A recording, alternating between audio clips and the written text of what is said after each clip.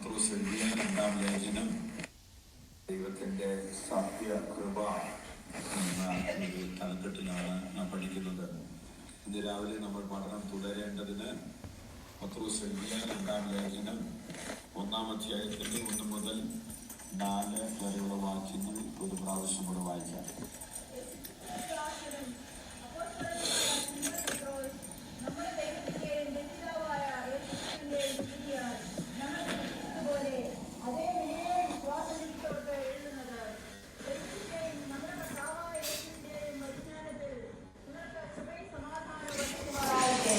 കർത്താവിന്റെ മഹത്വം.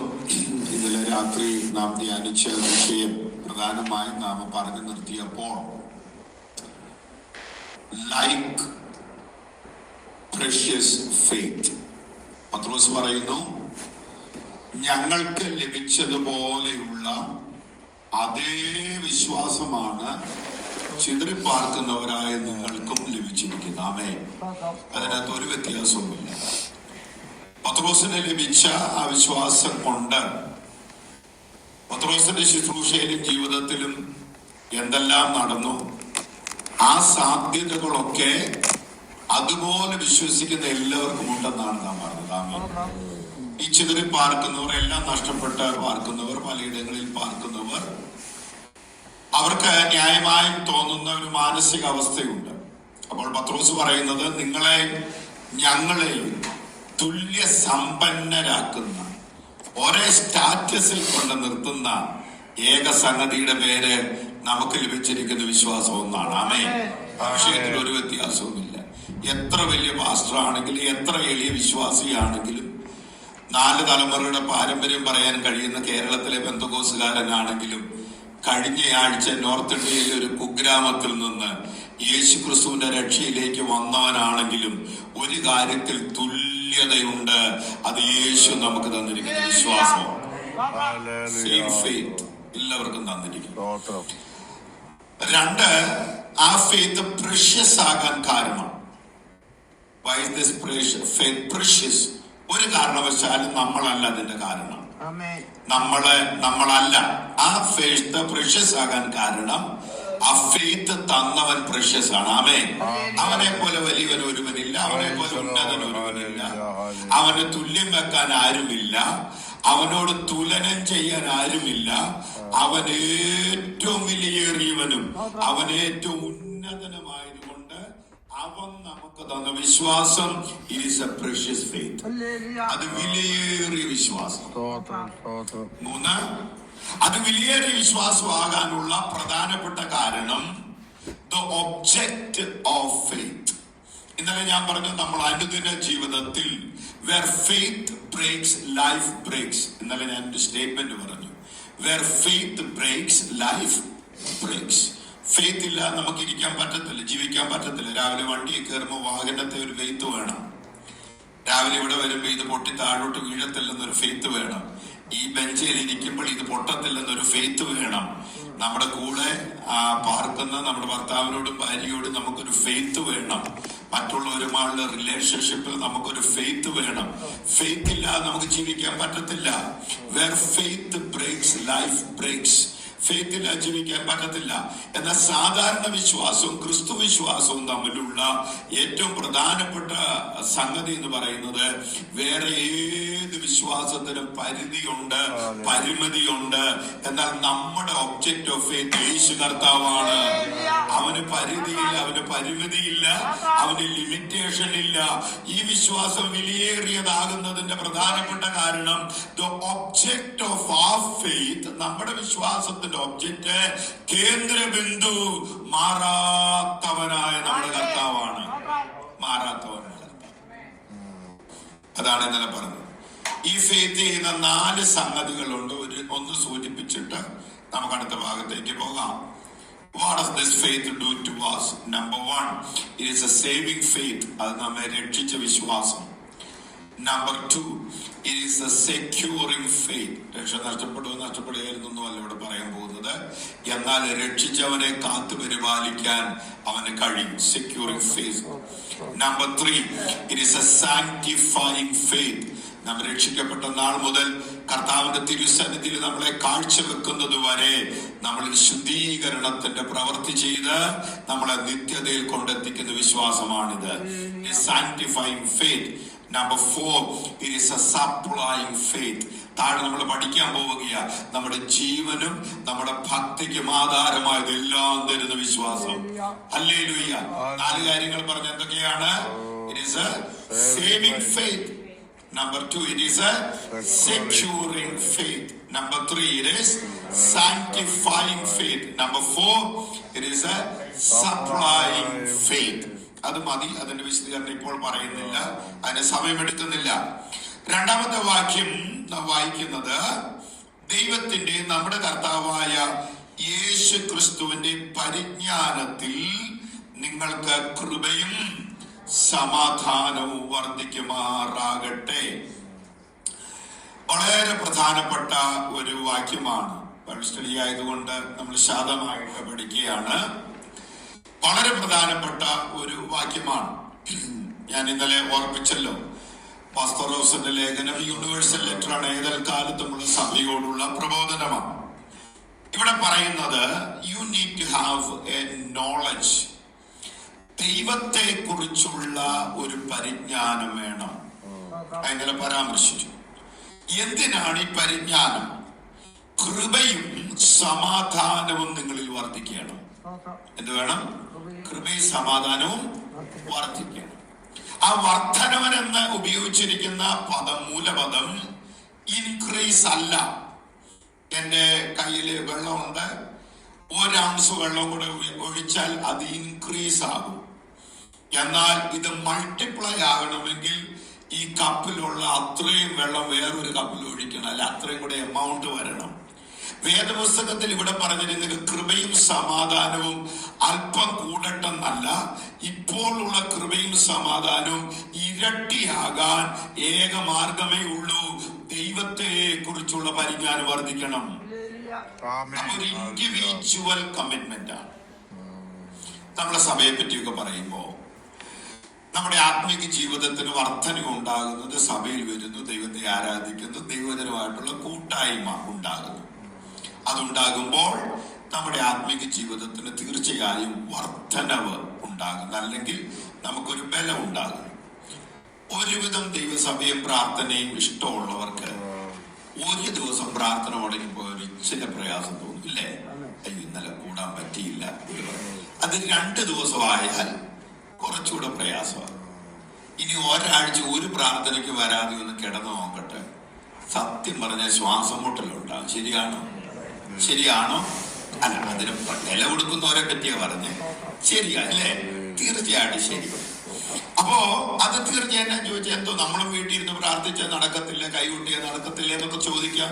തീർച്ചയായിട്ടും അതിന് അതിൻ്റെതായ ഒരു ഇഫക്റ്റ് ഉണ്ട്. അതുപോലെയല്ല ദൈവസഭയിൽ വന്ന് ദൈവജനത്തോടുള്ള കൂട്ടായ്മ അതൊരു വശമാണ്. അപ്പൊ ഇവിടെ നല്ല പാട്ട് നടക്കണം, നല്ല ആരാധന നടക്കണം, ദൈവവചനം നന്നായിട്ട് പറയണം. അതൊക്കെ ശുശ്രൂഷാപരമായ ദൗത്യങ്ങളാണ്, തീർച്ചയായിട്ടും ഉണ്ടാകണം. എങ്കിലേ കടന്നു വരുന്നവർക്ക് ഒരു ആത്മീയ സന്തോഷം ഉണ്ടാകത്തുള്ളൂ.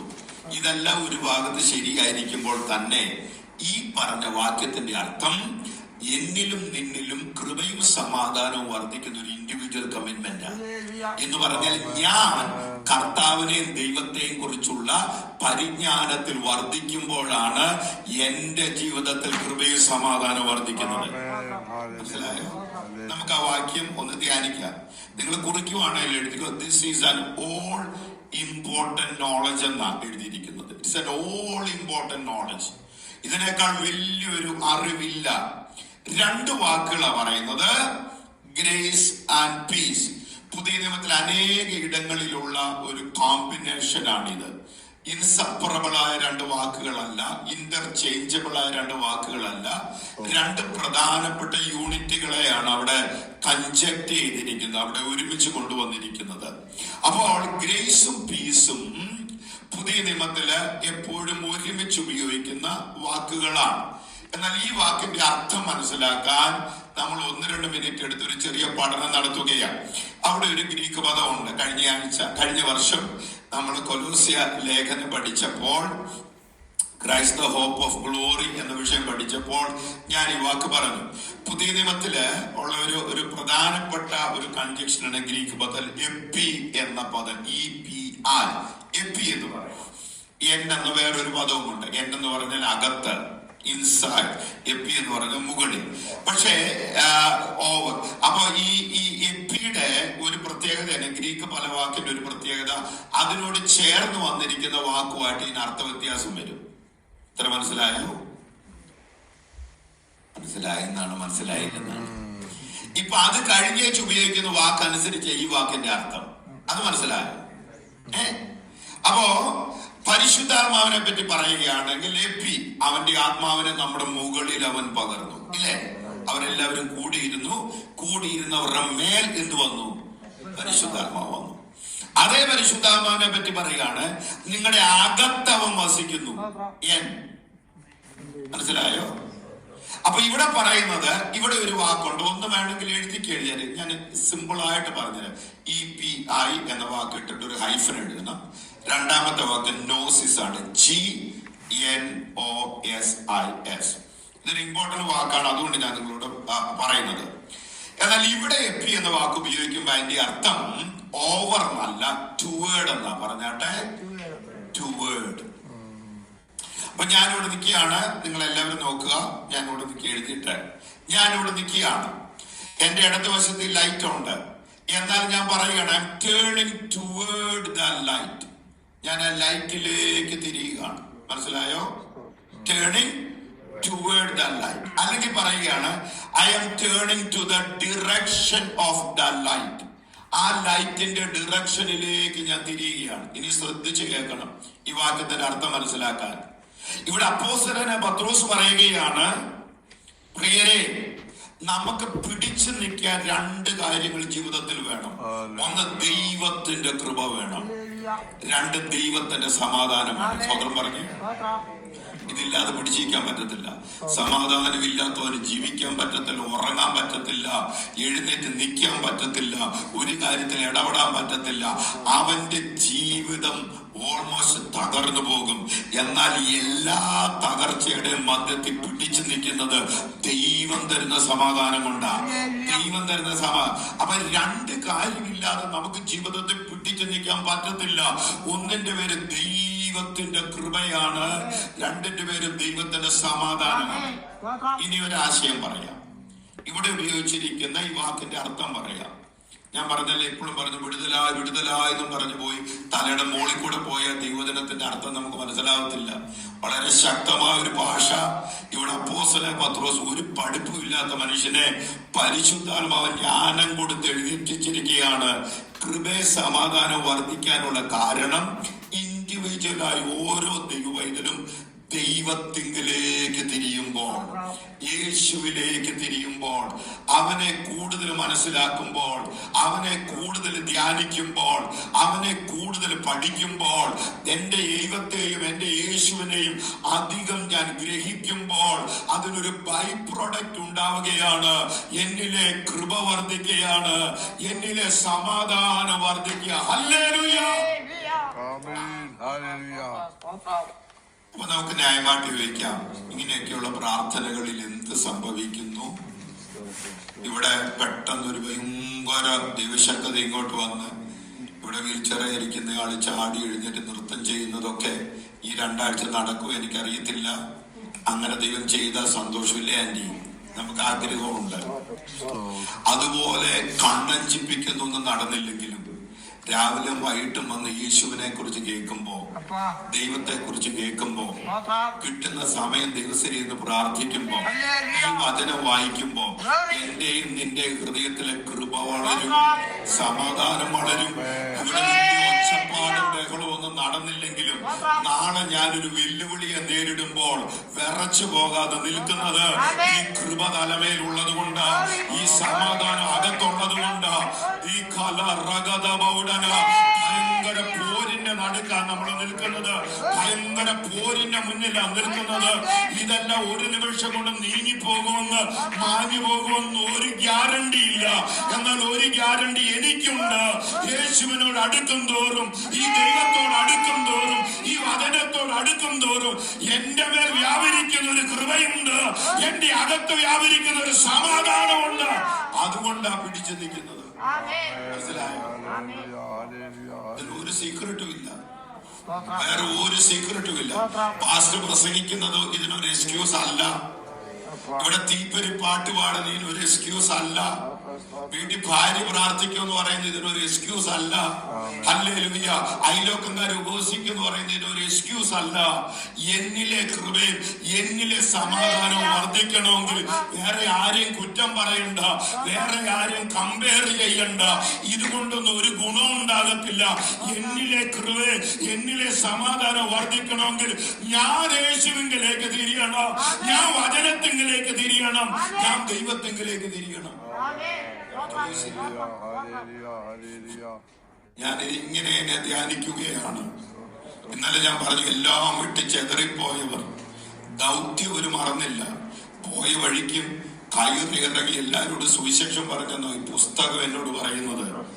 അങ്ങനെ ജീവിക്കുന്നവരോട് ഹല്ലേലൂയ, നാളെ തല വെട്ടപ്പെടാമെന്നോ നാളെ ഉപദ്രവം നേരിടാമെന്നോ പെർസിക്യൂഷന്റെ നടുക്ക് ജീവിക്കുന്നവരോട് അപ്പോസ്തലൻ പൗലോസ് പറയുകയാണ്, ഈ തീയിലും തീച്ചൂളയും പിടിച്ചു നിൽക്കുന്നത് ഈ കൃപ വർദ്ധിക്കുന്നത് കൊണ്ടാണ്, ഈ സമാധാനം വർദ്ധിക്കുന്നുണ്ട്.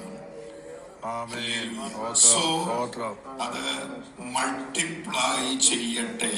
when we turn towards Jesus, അതിനെ വർദ്ധിക്കുന്നു. മറ്റൊരു വിധത്തിൽ പറഞ്ഞാൽ I have full knowledge. സ്തോത്രം. എന്നോട് അനേകര് വളരെ വിഷമത്തോടെ പറഞ്ഞിട്ടുള്ള ഒരു കാര്യമാണ്, എൻ്റെ പാസ്റ്ററെ എനിക്ക് നല്ല വിദ്യാഭ്യാസം കിട്ടാൻ പറ്റിയിട്ടില്ല. അനേകർ എന്നോട് പറഞ്ഞിട്ടുണ്ട്. ചിലരൊക്കെ ഭയങ്കര പഠിക്കാൻ സ്മാർട്ടായിരുന്നു, പക്ഷെ ചെറുപ്പത്തിലെ വീടിന്റെ ഭാരിച്ച ഉത്തരവാദിത്തങ്ങൾ വന്നുകൊണ്ട്. പാസ്റ്റർ ഞാൻ ക്ലാസ്സിലൊക്കെ നല്ല ഇതായിട്ട് പഠിക്കുകയായിരുന്നു, പക്ഷെ ചെറുപ്പത്തിലെ വീടിന്റെ ഉത്തരവാദിത്തം ഏറ്റെടുക്കേണ്ടി വന്നു, അല്ലെങ്കിൽ കഷ്ടപ്പെടേണ്ടി വന്നു, അധ്വാനിക്കേണ്ടി വന്നു. അതുകൊണ്ട് എനിക്ക് ഹൈസ്കൂളിൽ പോകാനോ കോളേജിൽ പോകാനോ അല്ലെങ്കിൽ അതുപോലെ ഒന്നും പറ്റിയിട്ടില്ല എന്നൊക്കെ അനേകർ എന്നോട് സങ്കടത്തോടെ പറഞ്ഞിട്ടുള്ളവരുണ്ട്. ശരിയാണ്, നമുക്കൊക്കെ ജീവിതത്തിൽ അനേകം നഷ്ടബോധങ്ങൾ തോന്നാം, ഒരു വിഷയത്തിലല്ല പല വിഷയത്തിൽ. എന്നാൽ ഈ വചനത്തിന്റെ അടിസ്ഥാനത്തിൽ പറയുകയാണ്, ഈ പറയുന്ന ഒരു വിദ്യാഭ്യാസം കിട്ടിയിട്ടില്ലെങ്കിലും ആ എല്ലാ ജ്ഞാനത്തിന്റെ സമ്പൂർണത എന്നത് യേശുവിനെ കുറിച്ചുള്ള ജ്ഞാനമാണ്. യേശുവിനെയും ഈ പിതാവിനെയും അറിയേണ്ടതുപോലെ അറിഞ്ഞാൽ അത് നമുക്ക് തരുന്ന ജ്ഞാനം സമ്പൂർണ്ണ ജ്ഞാനമാണ്. ഈ ജ്ഞാനം കിട്ടാൻ ഭാഗ്യം കിട്ടിയോ നമുക്ക് ഇന്ന് രാവിലെ ദൈവത്തിന് വേറെ വലിയ ഡിഗ്രികൾ പലതും അരികത്ത് ചേർത്ത് എഴുതി വെക്കാൻ പറ്റത്തില്ലെങ്കിലും എന്റെ ജീവിതത്തിൽ യേശുവിനെ അറിയാൻ ഭാഗ്യം കിട്ടിയല്ലോ, ഈ ജ്ഞാനം അറിയാൻ ഭാഗ്യം കിട്ടിയല്ലോ, അതോർത്ത് ദൈവത്തിന് സ്തോത്രം. കുറച്ചുകൂടെ ഇത് മനസ്സിലാക്കാൻ ഒരു വാക്യം കൂടെ പറഞ്ഞു. ഇവിടെ ഉപയോഗിച്ചിരിക്കുന്ന വേറൊരു പദപ്രയോഗം നിങ്ങൾക്കറിയാം. ഈ കീറിയതുള്ളതുകൊണ്ടാണെങ്കിലും ഞാനൊരു പാട്ട് തുടങ്ങിയെങ്കിലും തരും, മുഴുവനും പാടാൻ പറ്റിയില്ലെങ്കിലും പാട്ട് തുടങ്ങിത്തരാം. എന്നിട്ട് പിന്നെ ബാക്കി ഞാൻ ഏൽപ്പിക്കും, വേറെ ആരെങ്കിലും പാടിക്കോട്ടെ. അത് മുഴുവനും കൃത്യം പിച്ചടിച്ച് പാടാനൊന്നും പറ്റത്തില്ല. അപ്പം വേണേ പറയാം പാടാം. ഇനിയിപ്പോ ആരും ഒരു ദിവസം പാടാനില്ലെങ്കിലും പ്രാർത്ഥനയൊക്കെ നടക്കും കേട്ടോ. പിന്നെ ഞാൻ ശുശ്രൂഷ തുടങ്ങിയ കാലത്ത് എല്ലാ പാട്ടും ഞാൻ തന്നെയായിരുന്നു പാടുന്നത്. സത്യം, പാടുന്നതും സങ്കീർത്തനം വായിക്കുന്നതും എല്ലാം ഞാൻ തന്നെയായിരുന്നു. അതിന് കുഴപ്പമൊന്നുമില്ല. അത്യാവശ്യമൊക്കെ പാടി അഡ്ജസ്റ്റ് ചെയ്തൊക്കെ പോകാം, പക്ഷെ ഞാൻ പാട്ടുകാരനല്ല. അപ്പോ ഈ തമ്പേരിങ്ങനെ ചെറുതായിട്ട് ഇങ്ങനെ കൊട്ടാം, വേറെ ഒരു ഇൻസ്ട്രുമെന്റും കൊട്ടാൻ അറിയത്തില്ല.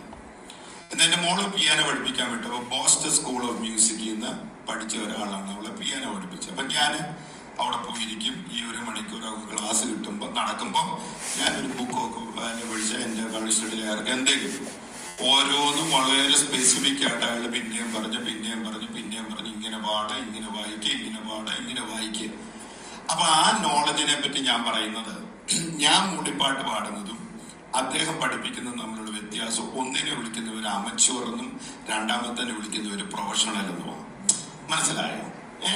ഇപ്പൊ അത്യാവശ്യം വോളിബോൾ ഒന്ന് തട്ടും, അതുപോലെയല്ല സ്റ്റേറ്റ് ലെവലിൽ കളിക്കുന്ന ഒരാൾ. ക്രിക്കറ്റ് കളിക്കാൻ അറിയാം, ഒരു ബോൾ ചെയ്യാൻ അറിയാം, അല്ലെ ബാറ്റ് ചെയ്യാൻ അറിയാം. അതുപോലെയല്ല ഇന്ത്യൻ ടീമിന് വേണ്ടി കളിക്കുന്നത്. ഇതിനെ തമ്മിൽ വിളിക്കുന്ന പേര് ഒന്ന് അമച്വറും ഒന്ന് പ്രൊഫഷണലുമാണ്. പ്രൊഫഷണൽ നോളജ് ഉള്ള ഒരാള് ഈ വിഷയത്തിൽ ആഴമായി ഗ്രാഹ്യമുള്ള ആളാണ്.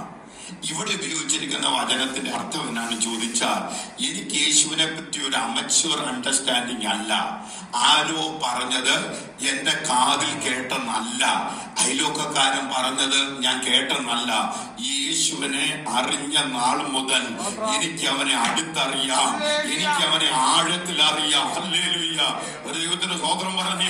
എനിക്ക് അവനെ അടുത്തറിയാം, എനിക്ക് അവനെ ആഴത്തിൽ അറിയാം, അവനെ കുറിച്ച് എനിക്കൊരു ജ്ഞാനമുണ്ട്. ആ ജ്ഞാനം എന്നിൽ കൃപ വർദ്ധിപ്പിക്കുകയാണ്, ആ ജ്ഞാനം എന്നിൽ സമാധാനം വർദ്ധിപ്പിക്കുകയാണ്. ഈ പ്രാർത്ഥനകളിൽ ഞാൻ പറഞ്ഞതുപോലെ വലിയ തീപ്പൊരി പരിപാടികളൊന്നും നടന്നില്ലെങ്കിലും എനിക്ക് എന്റെ യേശുവിനെ ഒരു പടി കൂടി അടുത്തറിയണം, ഈ ദൈവത്തെ അടുത്തറിയാൻ കൃപ തരണം. ഞാൻ വിചാരിക്കുന്നത്, നിങ്ങൾക്കറിയാം, ഒരു കറതീർന്ന പെന്തക്കോസ്തുകാരനാണ് ഞാൻ. എന്റെ കഴുത്തു പോയാലും അന്യഭാഷ ആരാധന വിട്ടൊരു ജീവിതം എനിക്കില്ല.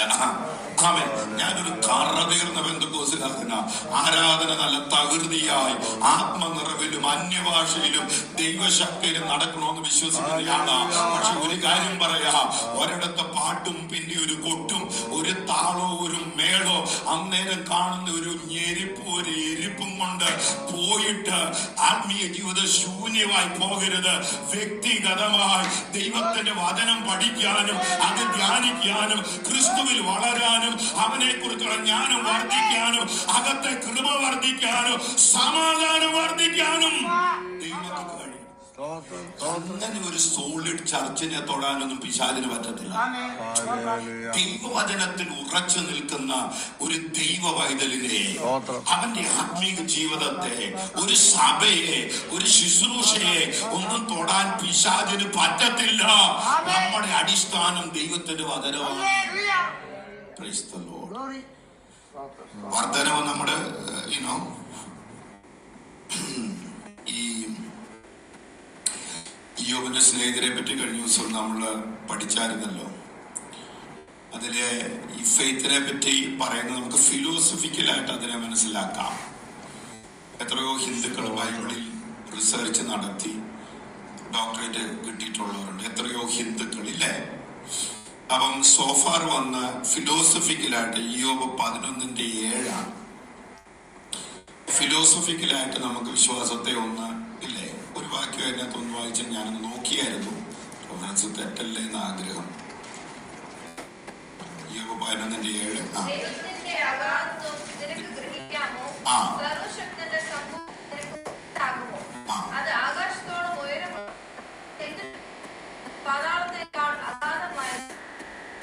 അപ്പൊ അത് ഫിലോസഫിക്കലായ പെരിഫറലായ ഒരു അണ്ടർസ്റ്റാൻഡിംഗ് ആണ്. ഈ ദൈവത്തെ ഒന്ന് മനസ്സിലാക്കാൻ നിനക്ക് പറ്റത്തൊന്നുമില്ല.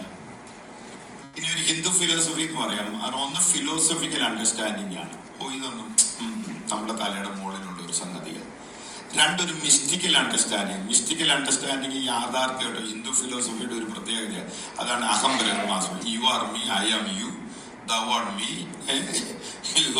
എന്ന് പറഞ്ഞ ഒരു മനുഷ്യന് മനസ്സിലാകാത്ത ഒരു മിസ്റ്റിക്കൽ അണ്ടർസ്റ്റാൻഡിങ്. കുറെ നാളിങ്ങനെ ധ്യാനിച്ച് കഴിയുമ്പോൾ നമ്മളൊരു കുട്ടി ദൈവമാകും. അതാണ് ഹിന്ദു ഫിലോസഫി. എന്നാൽ ഇത് രണ്ടുമല്ല വിശ്വാസത്തെ കുറിച്ചുള്ള, ഇതൊരു പേഴ്സണൽ അണ്ടർസ്റ്റാൻഡിങ്. പറഞ്ഞാട്ട് എന്താണ് പേഴ്സണൽ അണ്ടർസ്റ്റാൻഡിങ്? എനിക്ക് വളരെ ഇഷ്ടമുള്ള ഒരു വാക്യമുണ്ട് പൗലോസ് പറയുന്നത്. അത് 2 തിമോത്തിയോസ് 1:12. അതിന്റെ ഇംഗ്ലീഷും മലയാളവും അറിയാം എനിക്ക്. ഹല്ലേലൂയ. എന്താ ഇംഗ്ലീഷ് പറഞ്ഞിരിക്കും? For I know whom I have believed and I am persuaded that he is able to keep that which is committed to me unto that day. ഒന്ന് വായിച്ചേ.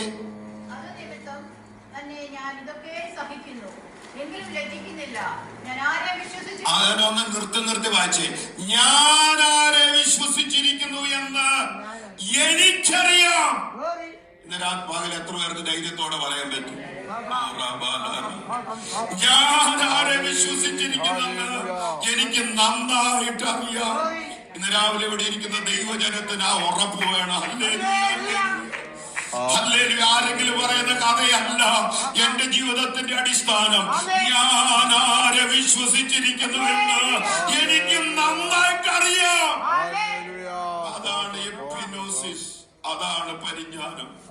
ആ അറിവിന്റെ പ്രത്യേകത എന്നാണെന്ന് ചോദിച്ചാൽ, അവൻ എന്റെ ഉപനിധി, ആ ദിവസം വരെ കാക്കുമെന്ന് എനിക്കറിയാം.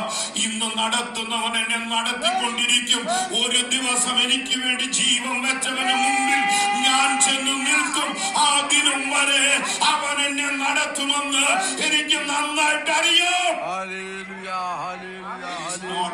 Philosophical knowledge, it is not a mystical knowledge. My faith is a personal knowledge. അതെന്റെ വ്യക്തിപരമായ വിശ്വാസമാണ്. ആരെ വിശ്വസിച്ചു? നമുക്ക് രണ്ടാമത്തെ വാക്യം ഒന്ന് പറഞ്ഞു തീർക്കാം. 3-4 വാക്യങ്ങൾ ചേർത്ത് ദൈവം അനുവദിച്ചാൽ രാത്രി പഠിക്കാം. അപ്പോൾ നമ്മൾ മനസ്സിലാക്കിയത് എപ്പിനോസിസ് എന്ന് പറഞ്ഞാൽ ഈ കൃപയും സമാധാനം വർദ്ധിക്കാൻ നമ്മൾ ഒരിടത്തേക്ക് ടേൺ ചെയ്യണം, ഒരു ഡിറക്ഷനിലേക്ക് ടേൺ ചെയ്യണം. അത് ദൈവത്തിങ്കിലേക്ക്, കർത്താവിലേക്ക് കൂടുതൽ അടുക്കുമ്പോൾ ഈ കൃപയും സമാധാനം വർദ്ധിക്കും. ഇനി 2 പർപ്പസ് പറഞ്ഞിട്ട് നിർത്താം. എന്തിനാണ് അവൻ നമുക്ക് കൃപയും സമാധാനവും തരുന്നത്? കൃപ അത് ദൈവത്തിന്റെ വകയാണ്, ദൈവത്തിൽ നിന്ന് വരുന്നതാണ്. കൃപ is a provision for everyday need. പറഞ്ഞാട്ടെ, it's A provision for everyday need. നമ്മുടെ ഓരോ ഓരോ ദിവസവും താഴത്തെ വാക്യം കൂടെ ചേർത്ത് പഠിക്കണം. ജീവനും ഭക്തി അത് നമുക്ക് രാത്രി പഠിക്കാം.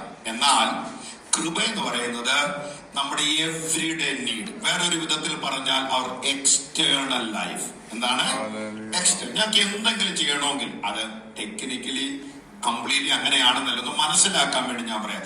പീസും കൂടെ ചേർത്ത് വന്നത് കൊണ്ട് ഞാൻ പറയുന്നത് കൃപയെന്ന് വേണമെങ്കിൽ പറയാം. കൃപ വേണം എനിക്ക് ഓപ്പറേറ്റ് ചെയ്യാൻ, എനിക്ക് മൂവ് ചെയ്യാൻ, എനിക്ക് എന്തെങ്കിലും ചെയ്യാൻ കൃപ വേണം. മറ്റൊരു വിധത്തിൽ everyday need and external. when we live here in enemy's territory, നമുക്ക് എല്ലാവർക്കും വിശ്വസിച്ചാലും ഇല്ലെങ്കിലും നമ്മൾ ഒരു വലിയ പോരിന്റെ നടുവിലാണ് ജീവിക്കുന്നത്. അതില്ലാത്തൊരു സ്ഥലമില്ല, അതില്ലാത്തൊരു ഇടമില്ല, അതില്ലാത്തൊരു ദിവസമില്ല. എവരിഡേ നമ്മൾ അങ്ങനെ ഒരു അറ്റ്മോസ്ഫിയറിൽ ഇവിടെ പിടിച്ചു നിൽക്കാൻ നമുക്ക് ഗ്രേസ് വേണം. എവരിഡേ അതിനെ വിളിക്കുന്ന പേര് സഫീഷ്യന്റ് ഗ്രേസ് എന്ന. എന്താണ് സഫീഷ്യന്റ് ഗ്രേസ്? അന്നന്നേക്ക് ആവശ്യമായ കൃപ അവൻ തരുന്നു. ആമേൻ. He supplies sufficient grace for us to live every day. രാവിലെ നമ്മൾ പ്രാർത്ഥിച്ചു, കർത്താവേ ഇന്ന് ജീവിക്കാനുള്ള കൃപ നീ തരണേ. അതിനകത്തെല്ലാം ഉണ്ട്. കർത്താവ് ഇന്ന് ജീവിക്കാനുള്ള കൃപ നീ തരണേ. അതിനകത്തെല്ലാം ഉണ്ട്. കൃപയ്ക്ക് ആശ്രയിച്ച് അതിനകത്തെല്ലാം ഉണ്ട്. For external everyday need. എന്നാൽ പീസിന്റെ പ്രത്യേകത is God's provision for inner life. പറഞ്ഞാട്ടെ, that God's provision for inner life. Grace is God's provision for everyday life. എന്നാൽ peace is God's provision for inner life. നമ്മുടെ അകത്തെ മനുഷ്യന് വേണ്ടി ഒരു സമാധാനം, നമ്മുടെ ഇന്നർ നീഡാണ് പീസ്. കോംപ്രിഹെൻസീവ് വേർഡാണ് ഷലോം എന്ന. നമ്മൾ പീസ് എന്ന് പറയുമ്പോൾ നിനക്ക് നല്ല സമാധാനമാണ് എന്ന് പറയുമ്പോൾ അല്ല, അത് കുറേ കാര്യങ്ങൾ നാട്ടിലെ നാട്ടുമരുന്ന് പോലെയാണ്. ഇല്ലേ? നാട്ടിലെ നാട്ടുമരുന്നിനെ പറ്റി പറയത്തില്ലേ? ഈ നാട്ടുമരുന്നിനെ പറ്റി പരസ്യം പറയുന്നവരെ കേട്ടിട്ടുണ്ടോ? ഞാൻ പണ്ടൊരു മിമിക്രി ആർട്ടിസ്റ്റ് ആയിരുന്നു, പിന്നെ ഉദ്ദേശിയായ പിന്നെ ചെയ്തിട്ടില്ല. ഇല്ലേ? നാട്ടുമരുന്നിനെ പറ്റിയില്ല, ഒരു 5-8 സാധനങ്ങൾ കൂട്ടി ഇതെല്ലാം കൂടെ ചേർത്തുള്ള നാട്ടുമരുന്നാണ് എന്ന് പറയുന്ന പോലെ ദൈവത്തിന്റെ സമാധാനം ഒരു 6-7 സംഭവങ്ങൾ ഇതിനകത്തുണ്ട്. അതിനകത്ത് സമാധാനമുണ്ട്, അതിനകത്ത് സംരക്ഷണമുണ്ട്, അതിനകത്ത് സപ്ലൈ ഉണ്ട്, അത് നമ്മുടെ അകത്തെ മനുഷ്യന് ആനന്ദമുണ്ട്. ഇതെല്ലാം കൂടെ ഒരുമിച്ച് ചേർന്ന ദൈവത്തിന്റെ സമാധാനം. കൃപ നമ്മളെ എവരിഡേ നടത്തുന്നു. ആ എവരിഡേ നമ്മളെ നടത്തുന്ന കൃപ നമ്മുടെ അകത്ത് സമാധാനം തരും. എന്നിട്ട് ഒരു ഉദാഹരണം പറഞ്ഞിട്ട് ഞാൻ നിർത്താം. ഒറ്റ ഉദാഹരണം ഒന്ന് മനസ്സിലാക്കാം. ഈ പീസ് എന്ന വാക്കിന്റെ യഥാർത്ഥ ബിബ്ലിക്കൽ യൂസേജിന്റെ അർത്ഥം വേർ വാർ ഈസ് ഓവർ. പറഞ്ഞാട്ടെ, വേർ വാർ ഈസ് ഓവർ. യുദ്ധമില്ലാത്ത സമയത്തെയാണ് എന്തെന്ന് പറയുന്നത് സമാധാനം. യുദ്ധമില്ല. അപ്പോൾ യുദ്ധമില്ല, അല്ലെങ്കിൽ അതില്ലാത്ത ഒരു മാനസികാവസ്ഥ. 2 ശമൂവേൽ 3:20-21 വായിച്ചിട്ട് 1 മിനിറ്റ് കൊണ്ട് എക്സ്പ്ലെയിൻ ചെയ്യാൻ നിർത്താം. ജസ്റ്റ് ഒന്ന് മനസ്സിലാക്കാം. അങ്ങനെ അവനോട് കൂടെ 20 പുരുഷന്മാരും എഫ്രോനിൽ ദാവീദിന്റെ അടുത്ത് ചെന്നു.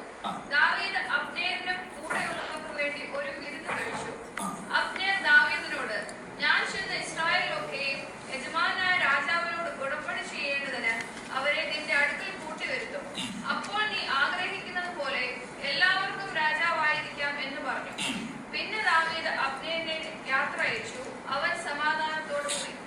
ദാവീദ് അബ്നേറിനെ യാത്ര അയച്ചു. അവൻ സമാധാനത്തോടെ, ഞാൻ പറയാം അബ്നേർ ആരാണെന്നൊക്കെ നമുക്കറിയാം. അബ്നേർ ടെക്നിക്കലി ശൗലിന്റെ കസിനാണ്.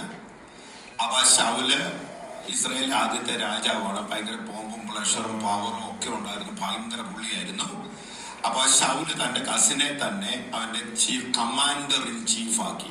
ശൗല് ഇന്ന് സകല യുദ്ധത്തിന്റെ മെയിൻ ആളാണ്. അബ്നേർ കുടുംബത്തിലെ അംഗമാണ്, കസിനാണ്. അങ്ങനെ ശൗലിങ്ങനെ വിളങ്ങി നിന്നൊരു കാലം ഉണ്ടായിരുന്നു. പിന്നെ അഭിഷേകം നഷ്ടപ്പെട്ടു. പിന്നെ അതെല്ലാം അങ്ങ് ശോഷിച്ചു പോയി.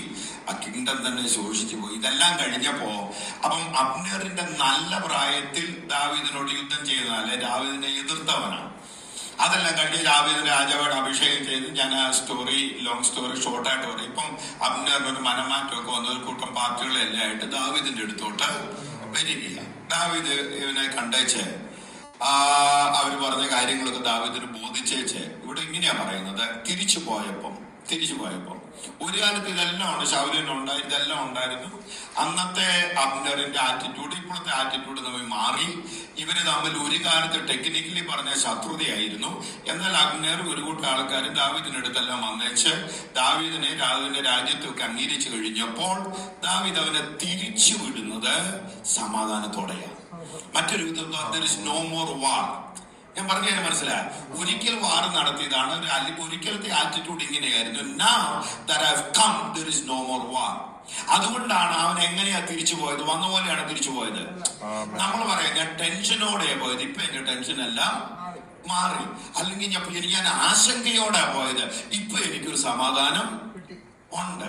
ആ കൊച്ചിനോട് ചോദിക്കാൻ പറയും, പരീക്ഷ എഴുതാൻ പോയത് ഭയങ്കര ടെൻഷനോടെ, പരീക്ഷ എഴുതി കഴിഞ്ഞപ്പോൾ ടെൻഷനെല്ലാം മാറി. ഇങ്ങനെയാ നമ്മൾ പലപ്പോഴും ഹല്ലേലൂയ കർത്താവിന്റെ സന്നിധിയിലോട്ട് പോകുമ്പോൾ നമുക്ക് ഭയങ്കര പ്രയാസമാണ്. ചില വിഷയങ്ങൾ വേവലാതിയാണ്. എന്നാൽ ദൈവത്തിന്റെ സന്നിധിയിൽ നിന്ന് ഇറങ്ങിപ്പോകുമ്പോൾ സമാധാനത്തോടെയാ പോകുന്നത്. അത് ലോകം തരുന്നത് പോലെയല്ല, ദൈവം തരുന്ന സമാധാനം. അത് നിലനിൽക്കുന്ന സമാധാനമാണ്. അതുകൊണ്ട് ദൈവമക്കള് രാവിലെ എഴുന്നേൽക്കുമ്പോൾ, ഇന്ന് രാവിലെ ഉപവാസ പ്രാർത്ഥനയ്ക്ക് വന്ന് നിങ്ങളോട് പറയുകയാണ്, അത് എന്നോടുള്ള ദൂതം നമ്മളോട് എല്ലാവരും. എന്തെല്ലാം വെല്ലുവിളി, എന്തെല്ലാം നീടും ജീവിതത്തിൽ കണ്ടാലും ദൈവസന്നിധിയിൽ പരമാർത്ഥ ഹൃദയത്തോടെ ദൈവത്തെ സേവിപ്പാൻ ആഗ്രഹമുള്ളവർ. കഴിഞ്ഞ ദിവസം ഞാൻ പറഞ്ഞതുപോലെ ആദ്യം കൺഫ്യൂഷൻ നടക്കണം, പിന്നെ ഡിനൗൺസിയേഷൻ നടക്കണം, പിന്നെ അനൗൺസിയേഷൻ നടക്കണം, പിന്നെ അപ്ലൈങ് നടക്കണം. രാവിലെ എഴുന്നേറ്റിട്ട് ദൈവസന്നിധിയിൽ പാപങ്ങൾ ഏറ്റുപറയണം. പാപങ്ങൾ ഏറ്റുപറഞ്ഞ് ശുദ്ധ ഹൃദയം ഉണ്ടെങ്കിൽ ഡിനൗൺസ് ചെയ്യണം. ഇതെന്റെ ഭാഗമല്ല, ഇതെനിക്ക് വേണ്ട, ഇത് ദൈവം അനുവദിക്കുന്നതല്ല, ഇതെനിക്ക് വേണ്ടിയതല്ല, ഞാനിതിനെ ഡിനൗൺസ് ചെയ്യുക. എന്നിട്ട് അനൗൺസ് ചെയ്യണം, അവന്റെ സമാധാനം എനിക്കുണ്ട്, അവന്റെ അനുഗ്രഹം എന്റെ മേലുണ്ട്, അവന്റെ ഫേവർ എന്റെ മേലുണ്ട്, അവന്റെ സൗഖ്യം എന്റെ മേലുണ്ട്, അവന്റെ നടത്തിപ്പ് എന്റെ മേലുണ്ട്. അവനെ വന്നതുപോലെയല്ല തിരിച്ചു പോയത്. ദാവീദ് പറഞ്ഞു, നീ സമാധാനത്തോടെ പൊക്കോ, ഇല്ല. അവന്റെ കൃപയും സമാധാനവും നമുക്ക് തരുന്ന അഷുറൻസ്. എല്ലാ ദിവസവും ജീവിക്കാനുള്ള കൃപയെ അവൻ തരും. നമ്മുടെ അകത്ത് നഷ്ടപ്പെടാത്ത ഒരു സമാധാനം യേശു കർത്താവ്. എന്നാൽ വചനം പറയുന്നു, ഇതിന്റെ ഒരു പ്രത്യേകത എന്നാ ചോദിച്ചു, ഇത് വർദ്ധിച്ചുകൊണ്ടിരിക്കണം. ഹലോ, ഇത് വർദ്ധിച്ചുകൊണ്ടിരിക്കുന്നത് എന്നാ? ഇന്നലത്തെ വെല്ലുവിളിയല്ല നമുക്ക് ഇന്നുള്ളത്, ഇന്നത്തെ നീടല്ല നമുക്ക് നാളെ ഉള്ളത്. അതുകൊണ്ട് എന്നാ ചെയ്യണം? കൃപയും വർദ്ധിക്കണം, സമാധാനവും വർദ്ധിക്കണം. അതിനു വേണ്ടി ഇതുപോലെയുള്ള കൂട്ടായ്മകൾ, പ്രാർത്ഥനകൾ, വ്യക്തിപരമായ പ്രാർത്ഥനയെ ഈ വചനം ശരിക്കും വായിക്കുന്നത്, ഇത് പഠിക്കുന്നത്, ഇതെല്ലാം ചെയ്യുമ്പോൾ ഓട്ടോമാറ്റിക്കലി കൃപ വർദ്ധിക്കും, സമാധാനം വർദ്ധിക്കും. എനിക്ക് തൃപ്തിയുള്ള ഒരു ജീവിതം നയിക്കാം. കണ്ണുകളെ അടയ്ക്കാം.